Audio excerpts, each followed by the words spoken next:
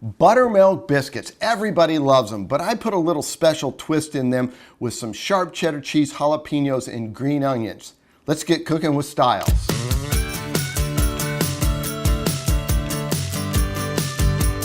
You can use the ingredients that I'm going to show you, but if you have like a pancake or a waffle mix, you can skip all the ingredients I'm going to have and just put the butter in. So what we're going to do here is we're going to put 2 cups of regular flour. We're going to take a little bit of baking powder. We're going to put some salt, and we're going to sift it so the ingredients are mixed properly. Because if you don't, and you get one part that doesn't have enough of the baking powder, and you go to mix it all together, you're not going to have biscuits that rise. So you're going to need this. It's called a pastry knife, and it really makes a difference when you're trying to incorporate the butter. The more butter you use, the fluffier it will get. But you take these blades and you're going to push down in the flour, mixing the butter in. And what we're trying to do is get as much of this flour mixed in with the butter till it becomes a sand-looking type of texture. And you can see this takes a little bit of work, but it's all worth it in the end.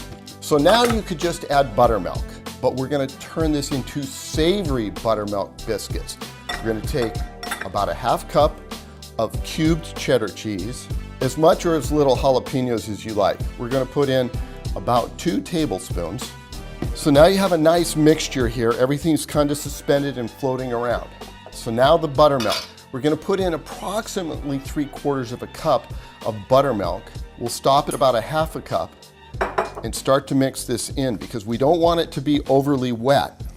You can see how it's kind of starting to bond together there. Add a little bit more buttermilk. Now don't overmix it, because if you get too much of the gluten stretching in here, these biscuits will be rubbery. And now you can roll these out at this point, or you can do what we're going to do. We're going to make drop biscuits. So we're going to put a little bit of butter on our cookie sheet. So this will help the biscuits from not sticking. So now you can make your biscuits as big or as small as you like. I'm going with a portion about yay big. Push them down just a little bit using your spoon there. I'm going to brush the tops of these. I'm going to leave them kind of all disc-shaped like this with all these little sharp edges, because when they cook like this, each corner and each little piece is going to be nice and crunchy and toasty, and it's really, really going to bring out the flavor of the cheese and the jalapeno. And now lastly, what I'm going to do is I'm going to take some scallions. I've cut these on an angle so they look really kind of cool, and I'm going to put these on top.